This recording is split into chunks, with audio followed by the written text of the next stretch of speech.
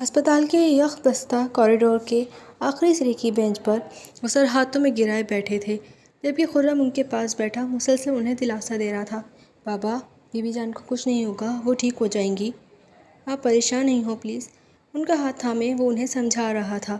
تبھی قدموں کی آواز پر اس نے سر اٹھا کر سامنے دیکھا، جہاں مازیار اور عزیر کو دیکھ وہ بھاگ کر مازیار کے سینے سے لگا تھا۔ بھائی، خرم، کیا ہوا ہے؟ سب ٹھیک ہے نا؟ بی جان کو کیا ہوا ہے؟ وہ بے ہوش ہو گئی تھیں اور تب سے اندر ہے۔ کب سے مضبوط بنا وہ بھائی کا سہارا ملتے ہی ٹوٹ گیا تھا۔ کچھ نہیں ہوگا بی جان کو خرم، اس کا چہرہ تھام کر وہ مضبوط لہجے میں بولا تھا، اور پھر قدم بڑھاتے وہ جمشید صاحب کے قدموں میں بیٹھا تھا۔ بابا! اس کی پکار پر انہوں نے نم آنکھوں سے اسے دیکھا۔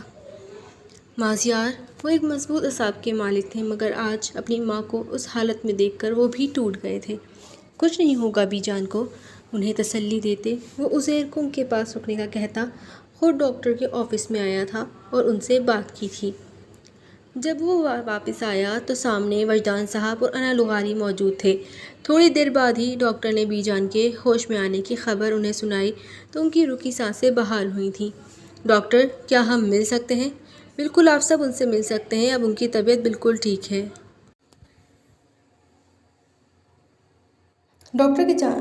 بالکل، آپ سب ان سے مل سکتے ہیں، اب ان کی طبیعت بالکل ٹھیک ہے۔ ڈاکٹر کے جانے پر وہ سب اندر کی طرف بڑھے تھے۔ بیڈ پر بیٹھی بی جان ان سب کو دیکھ مسکرائی تھیں۔ دیکھو ذرا، بیمار ہوئی تو بنا بلائے ہی چلے آئے سارے، بی جان نے مازیار کو دیکھ کر ہنس کر کہا تھا۔ وہ زیادہ دیر تک بیمار بنے رہ ہی نہیں سکتی تھیں۔ آپ کو کہا بھی تھا نا، دھوپ میں زیادہ نہ بیٹھا کریں۔ اب سنتی کیوں نہیں ہیں میری بات؟ وہ نہ چاہتے ہوئے بھی شکوہ کر رہا تھا۔ تو اب کیا کروں میں؟ اب گھر میں بہو ہوتی تو ایسا تھوڑی ہوتا۔ وہ اپنی اس حالت میں بھی ایک ہی ضد کر رہی تھیں۔ وجدان بھائی یہی ہے تو اب آپ سب سن لو۔ وجدان، انا، بیٹا میری زندگی کا کوئی بھروسہ نہیں۔ بی جان، ان کی بات پر وہ تینوں باپ بیٹے تڑپ کر انہیں پکار اٹھے تھے۔ ایسی باتیں کیوں کر رہی ہیں آپ؟ اللہ آپ کو لمبی عمر دے، انا لغاری نے ان کا ہاتھ تھام کر کہا تو وہ ان کے لیے تھا، وہ ان سب کے لیے ہی قابل احترام تھیں۔ بس بہت دیر ہو گئی ہے اب وجدان، اپنی گڑیا ہمیں دے دو، بس اب ڈائریکٹ شادی۔ ان کی بات پر مازیار نے جھٹکے سے سر اٹھا کر اپنے باپ کو دیکھا تھا، جو اسے صاف نظر انداز کر گئے تھے۔ ہاں بالکل وجدان، مزید دیر نہیں کرنی چاہیے ہمیں۔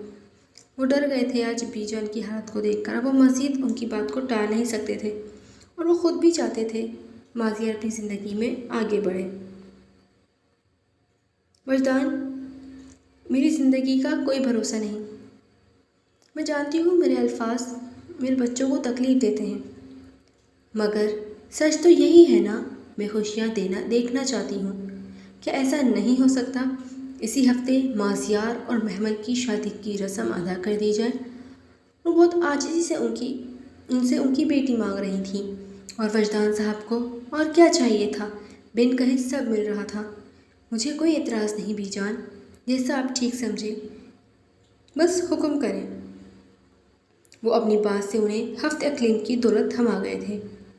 یس، تو اس کا مطلب بھائی کی شادی اسی ہفتے؟ پرجوش سے خرم بی جان کے گلے لگا تو وہ ہنس پڑی۔ سب خوش تھے سوائے اس کے جس کی زندگی کا فیصلہ ہو رہا تھا۔ وہ معذرت کرتا کمرے سے نکل آیا تو جمشید صاحب اس کے پیچھے آئے تھے۔ بابا، یہ سب کیا ہے؟ مازیار، یہ ہونا تھا ایک نہ ایک دن۔ اس سے پہلے وہ انہیں جواب دیتا، وجدان صاحب کو قریب آتے دیکھ وہ چپ ہوا تھا۔ جمشید، مازیار، مجھے تم دونوں سے کچھ بات کرنی ہے۔ ہاں کہو نا وجدان، کیا بات ہے؟ جمشید صاحب کے بولنے پر انہوں نے گہرا سانس بھرا تھا۔ کینٹین چلتے ہیں، وہاں ہم سکون سے بیٹھ کر بات کر سکتے ہیں۔ ان کی بات پر سر ہلاتے وہ کینٹین کی طرف بڑھے تھے۔ کہیں کیا بات ہے، آپ پریشان لگ رہے ہیں؟ انہیں اس طرف دیکھ مازیار نے پوچھا تو وہ اسے سب بتاتے چلے گئے، جنہیں سن کر وہ چونکا تھا۔ ماضی بندرگاہ پر ایک بڑا جہاز تیار کھڑا تھا۔ گہرے نیلے سمندر میں آج مکمل خاموشی تھی۔ ہوائیں اپنا رخ بدل چکی تھیں۔ رات کے اس پہر جہاز کے پچھلے حصے میں عجیب سی ہلچل تھی۔ کئی نقاب پوش اسلحہ لیے جہاز کے اندرونی سے بڑھ رہے تھے، اور ان کے آگے تہخانوں میں جاتی ایک لمبی قطار۔ وہ معصوم کمسن لڑکیاں جن کے ہاتھوں پر ایک مخصوص اسٹیمپ لگی ہوئی تھی، انہیں خفیہ طریقے سے یہاں لایا گیا تھا اور اب یہاں سے ان کی اسمگلنگ دوسرے ممالک تک ہونی تھی۔ بظاہر دیکھنے والوں کے لیے وہ ایک تجارتی جہاز تھا، مگر اندرون خانہ ہونے والی کارروائیوں سے کوئی واقف نہیں تھا۔ ان سب لڑکیوں میں وہ بھی ایک چھوٹی سی معصوم سی پڑی۔ اس کی عمر 8 سے 10 سال کے درمیان تھی۔ اس کے بازو پر اس اسٹیمپ سے زخم سا بن گیا تھا۔ خوف سے سکڑی سمٹی وہ اپنے سے بڑے قد کی لڑکیوں کو روتب لگتا دیکھ رہی تھی۔ کبھی بھی مایوس نہیں ہونا چاہیے، اللہ ہمیشہ مدد کرتا ہے۔ سیکھے ہوئے سبق اسے ازبر یاد تھے اور وہ دعائیں مانگ رہی تھی۔ اسے گھر جانا تھا۔ اللہ پاک مجھے گھر بھیج دے۔ وہ روئی نہیں تھی۔ اسے کسی نے کہا تھا وہ اس کی حفاظت کرے گا، مگر وہ نہ جانے کہاں چلا گیا تھا۔ چلو اندر جلدی، پیچھے سے کوئی آدمی چلایا تو ان لڑکیوں کے قدموں کی رفتار تیز ہوئی تھی۔ اس سے پہلے وہ رکتے خانے کی جانب بڑھتے، باہر سے آتے شور کو سن وہ سب باہر کی طرف بھاگے تھے۔ پولیس کی ریڈ پڑی ہے، جلدی کرو، کوئی آدمی چلایا تھا اور پولیس کا سن وہاں موجود لڑکیوں کے مردہ جسم میں جسے کسی نے جان ڈال دی تھی۔ ان لڑکیوں کو لے کر نکلو یہاں سے فوراً، وہ آدمی چلایا تھا۔ کروڑوں کا مال تھا جو آج سپلائی ہونے جا رہا تھا، مگر وہ لوگ پولیس والے نہیں تھے۔ وہ جو کوئی بھی تھے وہ جہاز کو پوری طرح سے اپنے قبضے میں لے چکے تھے۔ تمام لڑکیوں کو وہاں سے نکالا گیا تھا، سوائے اس کے جو باہر نکلتے ہی کسی کی گرفت میں آئی تھی۔ شش اینجل، میں ہوں، یہ آواز اس کی آنکھوں میں چمک آئی تھی۔ اسے سر اٹھا کر اپنے قد سے بڑے اپنے دوست کو دیکھا تھا، سرمئی آنکھوں والا وہ اس کا دوست جس کے ساتھ رہتے اسے ڈر نہیں لگا تھا۔ چلو جلدی، تمہیں تمہارے گھر پہنچانا ہے۔ پر تمہیں میرا گھر کیسے پتا دوست؟ وہ معصومیت سے اس سے پوچھ بیٹھی، جس پر سرمئی آنکھوں میں چمک سی آئی تھی۔ مجھے سب پتہ ہے اینجل۔ اس کا ہاتھ اپنے مضبوط ہاتھ میں تھامے وہ آگے بڑھا تھا جہاں ایک گاڑی ان کی منتظر تھی۔ دوست، تم امیر ہو گئے؟ گاڑی کو دیکھ اس نے آنکھیں حیرت سے بڑی کی تھیں۔ میں پہلے سے امیر ہوں اینجل، وہ ہولے سے مسکرایا تھا۔ بابا جلدی سے گاڑی میں بیٹھیں، وہ لوگ یہاں کبھی بھی پہنچ سکتے ہیں۔ ڈرائیور کی بات پر وہ جلدی سے گاڑی میں بیٹھا تھا اور وہ اس کے برابر میں تھی، اس کا ہاتھ تھامے۔ اینجل، تم اب اپنے گھر سے اکیلے نہیں نکلنا، ورنہ میں ناراض ہو جاؤں گا۔ لیکن میں بور ہو گئی تھی نا۔ پھر بھی نہیں تو دوست تم میرے ساتھ رہو نا ہمیشہ۔ میں جب بڑا ہو جاؤں گا تب ہمیشہ تم اپنے ساتھ رکھوں گا۔ ان گہری آنکھوں میں دیکھتے وہ خود بھی نہیں جانتا تھا وہ کیا بول رہا ہے۔ پنکی پرومس؟ اس نے اپنی چھوٹی انگلی اس کے سامنے کی تھی۔ پنکی پکا پرومس، اس کے ساتھ پنکی پرومس کرتے اس نے یقین دلایا تھا۔ ایسے نہیں پرومس کرو، مجھ سے ملنے آؤ گے ایسے بولو۔ وہ باضد تھی۔ آئی پرومس، میں ملنے آؤں گا اور پھر ہم ہمیشہ ساتھ رہیں گے۔ اس کے ساتھ پنکی پرومس کرتے وہ اسے اس دنیا کی سب سے بڑی خوشی دے گیا تھا۔ گاڑی اس کے گھر کے آگے رکی تھی جہاں باہر رش سا لگا تھا۔ وہ اپنے بابا کو دیکھ جلدی سے گاڑی سے اتری تھی۔ میرے بابا، وہ چیخی تھی۔ اس نے گردن نکال کر دیکھا مگر اس شخص کی پشت تھی اس کی طرف۔ وہ بھاگ کر اس شخص کے پاس پہنچی تھی۔ بابا اب ہمیں یہاں سے نکلنا چاہیے، صاحب انتظار کر رہے ہوں گے۔ ڈرائیور کی بات پر وہ چونکا تھا اور پھر سر اس بات میں ہلایا تھا۔